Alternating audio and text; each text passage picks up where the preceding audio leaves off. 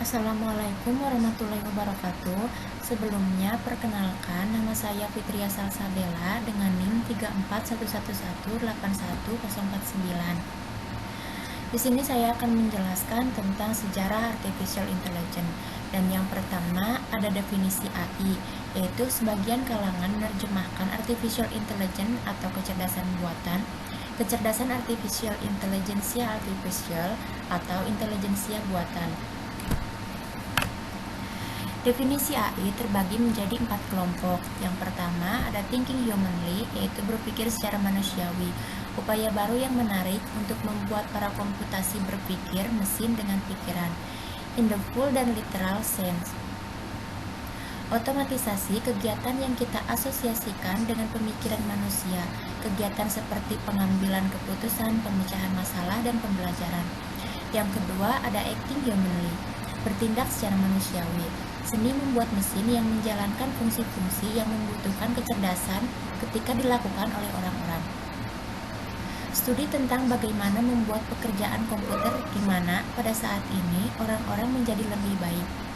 Dan yang ketiga, thinking rationally, studi tentang kemampuan mental melalui penggunaan model komputasi.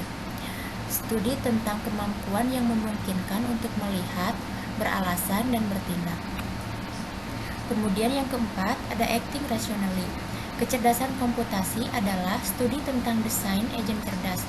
Kemudian berkaitan dengan perilaku cerdas dalam Selanjutnya ada sejarah artificial intelligence. Istilah kecerdasan buatan pertama kali ditemukan pada tahun 1956 di konferensi Dartmouth. Sejak saat ini kecerdasan buatan terus dikembangkan sebab berbagai penelitian mengenai teori-teori dan prinsip-prinsipnya juga terus berkembang. Meskipun istilah kecerdasan buatan baru muncul pada tahun 1956, tetapi teori-teori yang mengarah ke kecerdasan buatan sudah muncul sejak tahun 1900. Era komputer elektronik 1941. Pada tahun 1941 telah ditemukan alat penyimpanan dan pemrosesan informasi. Penemuan tersebut dinamakan komputer elektronik yang dikembangkan di USA dan Jerman. Komputer pertama ini memerlukan ruangan yang sangat luas dan ruang AC yang terpisah. Saat itu, komputer melibatkan konfigurasi ribuan kabel untuk menjalankan suatu program. Hal ini sangat merepotkan para programmer. Pada tahun 1949, berhasil dibuat komputer yang mampu menyimpan program sehingga membuat pekerja untuk memasukkan program menjadi lebih mudah. Penemuan ini menjadi dasar pengembangan program yang mengarah ke kecerdasan buatan. Kemudian, masa-masa persiapan AI.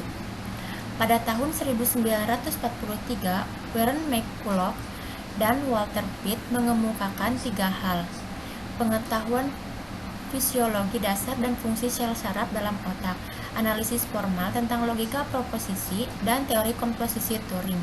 Mereka berhasil membuat suatu model sel saraf tiruan di mana setiap sel saraf digambarkan dengan sebagai on dan off.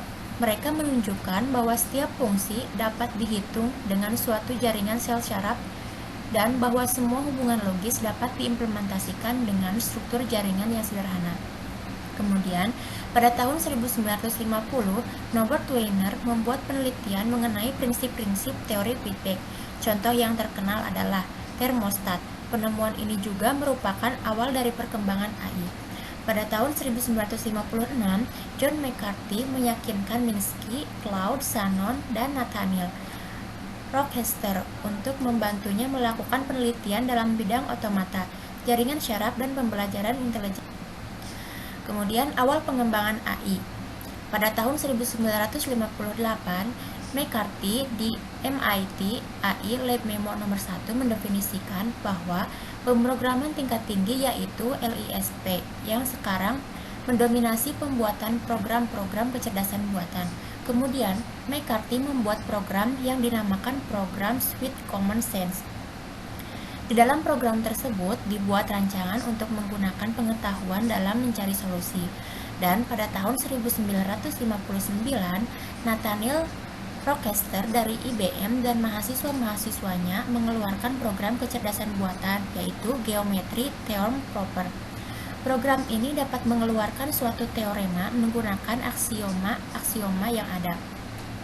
Pada tahun 1963, program yang dibuat James Legge mampu menyelesaikan masalah integral tertutup untuk mata kuliah kalkulus. Pada tahun 1986, program analogi buatan Tom Evan menyelesaikan masalah analogi geometris yang ada. Kemudian perkembangan kecerdasan buatan melambat pada tahun 1966 sampai 1974. Perkembangan kecerdasan buatan melambat disebabkan adanya 3 kesulitan utama, yaitu program-program kecerdasan buatan yang bermunculan hanya mengandung sedikit atau bahkan tidak mengandung sama sekali pengetahuan pada subjeknya. Program-program kecerdasan buatan berhasil hanya karena manipulasi sederhana. Sebagai contoh adalah Weizenbaum's ELIZA program yang dapat melakukan percakapan serius pada berbagai topik. Sebenarnya hanyalah peminjaman manipulasi kalimat-kalimat yang diketikkan manusia. Kemudian, banyak masalah yang harus diselesaikan oleh kecerdasan buatan, dan ada beberapa batasan pada struktur dasar yang digunakan untuk menghasilkan perilaku intelijen. Selanjutnya, sistem berbasis pengetahuan pada tahun 1969 sampai 1979. Pengetahuan adalah kekuatan pendukung kecerdasan buatan. Hal ini dibuktikan dengan program yang dibuat oleh I.D. Feigenbaum, Franz Buchanan, dan Joshua yang membuat program untuk memecahkan masalah struktur molekul dari informasi yang didapatkan dari spektrometer massa. Program ini dinamakan Dendral Programs yang berfokus pada segi pengetahuan kimia. Dari segi diagnos medis juga sudah ada yang menemukannya, yaitu Saul Amarel dalam proyek Computer in Biomedicine. Proyek ini diawali keinginan untuk mendapatkan diagnos penyakit berdasarkan pengetahuan yang ada pada mekanisme penyebab proses. Kemudian kecerdasan buatan menjadi sebuah industri pada tahun 1980 sampai 1988. Industrialisasi kecerdasan buatan diawali dengan ditemukannya sistem takar yang dinamakan RI yang mampu mengkonfigurasi sistem-sistem komputer baru. Program tersebut dimulai dioperasikan di Digital Equipment Corporation atau DEC. Pada tahun 1986, RI telah berhasil menghemat US dollar 40 juta per tahun. Pada tahun 1988, kelompok kecerdasan buatan di DEC menjalankan 40 sistem takar. Hampir semua perusahaan besar di USA mempunyai divisi AI, sehingga perusahaan yang sejak tahun 1982 hanya menghasilkan beberapa juta US dollar per tahun meningkat menjadi 2 miliar US dollar per tahun pada tahun 1980. Kembalinya jaringan syaraf tiruan pada tahun 1986 sampai sekarang. Meskipun bidang ilmu komputer menolak jaringan syaraf tiruan setelah diterbitkannya buku Perceptron karangan Minsky dan Papert, pada ilmuwan masih mempelajari bidang ilmu tersebut dari sudut pandang yang lain, yaitu fisika. Para ahli fisika seperti Hopfield menggunakan teknik-teknik mekanika statistika untuk menganalisa sifat-sifat penyimpanan dan optimasi pada jaringan syaraf. Para ahli psikologi, David Rumelhart dan Geoff Hinton melanjutkan penelitian mengenai model jaringan syaraf tiruan pada memori. Kemudian, pada tahun 1985-an, setidaknya 4 kelompok riset menemukan kembali algoritma belajar propagasi balik. Algoritma ini berhasil diimplementasikan ke dalam bidang ilmu komputer dan selanjutnya ada contoh-contoh aplikasi artificial intelligence. Yang pertama ada asisten virtual seperti Siri. Tugas dari asisten virtual ini adalah mampu untuk mencatat setiap informasi yang kita butuhkan serta memberikan informasi berkaitan dengan waktu acara kita. Selain itu, asisten virtual juga dapat digunakan untuk memutar musik, mengirim pesan, membuka aplikasi dan fitur advance dan yang lainnya. Dan fitur yang paling menarik yaitu kemampuan dalam mengetahui apa yang kita suka serta memberikan rekomendasi konten yang sering kita tonton atau akses di dalam internet. Kemudian contoh selanjutnya ada Spotify. AI dalam Spotify ini bekerja dengan cara memberikan rekomendasi musik yang mungkin akan kita sukai. Aplikasi ini juga bisa membuatkan playlist mingguan.